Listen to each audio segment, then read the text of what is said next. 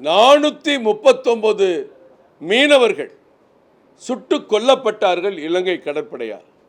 கச்சத்தீவை இவர்கள் தாரை வார்த்தது தான் அதற்கு காரணம் என்பது இந்த உலகமே நன்கு அறியும்.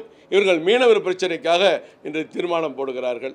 டங்ஸ்டன் பிரச்சனையில் எங்களுடைய மாநில தலைவர் மரியாதைக்குரிய அண்ணாமலை அவர்களும், எங்களுடைய அமைச்சர் டாக்டர் எல் முருகன் அவர்களும், மரியாதைக்குரிய கிஷன் ரெட்டி அவர்களை சந்தித்து டங்ஸ்டன் டெண்டரை நீங்கள் திரும்ப பெறுங்கள், தமிழக மக்களுடைய கோரிக்கை இது, மதுரை மாவட்ட மக்களுடைய கோரிக்கை இது என்று சொல்லிவிட்டு அதற்கு அமைச்சர் செவிமடுத்திருக்கிறார். நிச்சயமாக பிரதமரோடு கலந்து கொண்டு நல்ல முடிவை அறிவிப்போம் என்று சொன்ன பிறகும் கூட 10 மாத காலம் தூங்கிய திமுக, 10 மாத காலம் தூங்கிய திமுக இன்றைக்கு அதுக்கு ஒரு தீர்மானம் நிறைவேற்றுவது வேடிக்கையான செயல்.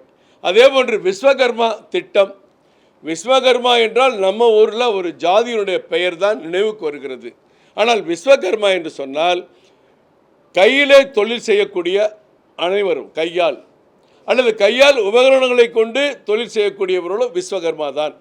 அதற்காக முதல் கட்ட பயிற்சிக்கு முதல்பட்ட அவர்கள் எடுக்கக்கூடிய பயிற்சியினுடைய உபகரணங்கள் வாங்குவதற்கு 15,000 ரூபா ஒரு ஆளுக்கு, பயிற்சிக்கு தினசரி 500 ரூபா ஒரு வாரத்துக்கு. இதுக்காக ஒதுக்கப்பட்ட தொகை 13,000 கோடி. அதற்கு பிறகு ஒவ்வொரு பட்ஜெட்லையும் எத்தனை ஆயிரம் கோடி ஒதுக்கப்பட வேண்டுமோ நிச்சயமாக மத்திய அரசு ஒதுக்கப் போகிறது. அதை எதிர்த்து 7.5 லட்சம் பேர், ஏறத்தாழ 8 லட்சம் பேர் தமிழக மக்கள், தமிழகத்தைச் சேர்ந்த ஏழை எளிய மக்கள், இன்னும் மிகப்பெரிய கோடீஸ்வரரா இந்த விஸ்வகர்மா மத்திய அரசு திட்டத்தில் போய் பதிஞ்சு வைக்க போகிறாங்க.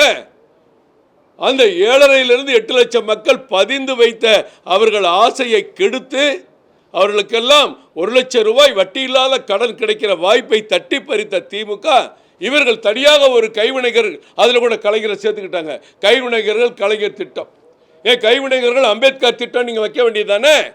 அதெல்லாம் செய்ய மாட்டாங்க. பேச்சு தீர்மானத்துக்கு மட்டும்தான் அம்பேத்கரை பற்றி இவங்க பயன்படுத்துறது. எத்தனை நூலகம் தொடங்குறீங்க, டிஜிட்டல் நூலகம் சென்னையிலிருந்து கோவை வரைக்கும் போய் தொடங்குறீங்க. அதுக்கெல்லாம் அண்ணல் அம்பேத்கர் பேரை நீங்கள் வைக்கலாம்ல? இன்றைக்கி அண்ணல் அம்பேத்கர் பேரில் 250 கோடியில் பாரத பிரதமர் ஆராய்ச்சி மையம் கட்டி வைத்திருக்கிறார்கள். நீங்கள் பண்ணீங்களா? அது பண்ண மாட்டாங்க. ஆனால் அதுக்கு ஒரு தீர்மானம். இன்றைக்கு 7.5 லட்சம் மக்களுடைய அந்த எதிர்பார்த்து காத்திருந்தார்கள், எப்பொழுது எங்களுக்கு 1 லட்சம் கிடைக்கும், எங்கள் தொழிலை நாங்கள் மேம்படுவோம் அப்படிங்கிறத காத்திருந்ததை தட்டி பறித்த திமுக அந்த விஸ்வகர்மா திட்டத்தை பற்றி கண்டித்து இவர்கள் திட்டத்தை பற்றி போற்றி பேசுகிறார்கள். ஆனால் நேற்றைக்கு வரைக்கும் அவங்க திட்டத்தில் எவ்வளோ பேர் சேர்ந்திருக்காங்கன்னா 2,700 பேர். விஸ்வகர்மா திட்டத்தில் எவ்வளோ பேர் சேர்ந்திருக்காங்க? ஏறத்தாழ 8 லட்சம் பேர். ஏன் இந்த 2,700 பேர் நீங்கள் நல்லா புரிஞ்சுக்கணும். 35 வயசுக்கு மேலே இருக்கவங்களுக்கு தான் அதை கொடுப்பாங்களாம். அதனால் யாருமே அதில் புதுசாக பதியலை. இப்படி மக்களுக்கு கிடைக்கக்கூடிய உதவியை 13,000 கோடி ஒதுக்கப்பட்ட ஒரு திட்டத்தை தமிழக மக்களுக்கு எடுத்தவர்கள் அதை பற்றி இன்றைக்கு தீர்மானம் போட்டு கொண்டிருப்பதெல்லாம் ஒரு வேடிக்கையான செயல். 200 இடங்களில் வெற்றி என்பது கனவாக கற்பனையாகத்தான் முடியும், எங்கள் தலைவர் சொன்னதைப் போல. பாதகம் செய்பவரை கண்டால் நாம் பயங்கொள்ளலாகாது பாப்பா, மோதி மிதித்து விடு பாப்பா, அவர் முகத்தில் உமிழ்ந்து விடு பாப்பா. அண்மை செய்திகளை உடனுக்குடன் தெரிந்து கொள்ள இணைந்திருங்கள் இயம்நாடு தொலைக்காட்சியுடன்.